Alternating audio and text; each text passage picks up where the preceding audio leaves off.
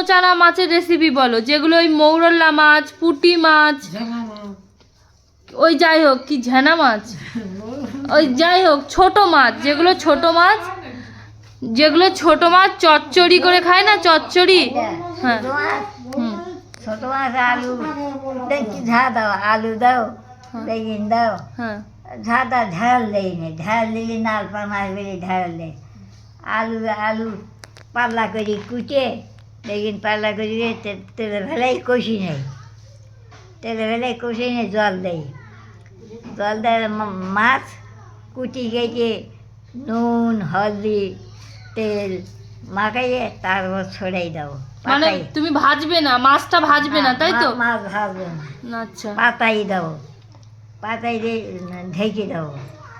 আর সেই ঝোলটা ও গায়ে বসলে আস্তে আস্তে উল্টে দাও, খুন্তি দিয়ে উল্টে দাও, দেখ কড়াই পাতাই দাও, উল্টে ভাত খাওয়া হয়ে যায়। আর ওতে কি মশলা দেবো? ও তো মশলা দেওয়া লাগবে না। তা নুন তেল এগুলো তো দিতে হবে। লবণ দেবো না? লবণ হলুদ? হ্যাঁ, লবণ দিতে হবে। আর হলুদ? লবণ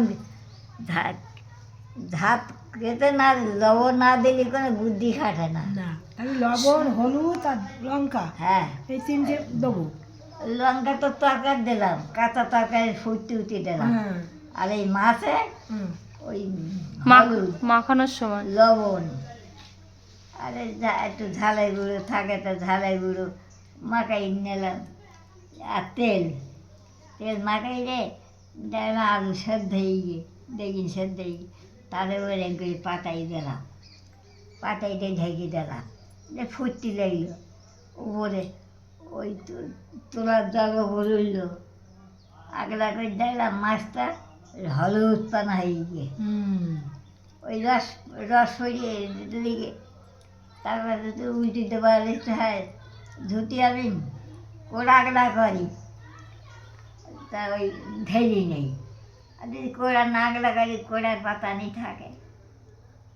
আলু বেগুন দিয়ে মৌল মাছ দিয়ে আমার যে কোনো ছোট মাছ এইভাবেই করব, হ্যাঁ, যে কোনো ছোট মাছ এইভাবেই রান্না করব, হ্যাঁ, তাই তো? হ্যাঁ, আচ্ছা ঠিক আছে। যে কোনো ছোটো মাছ।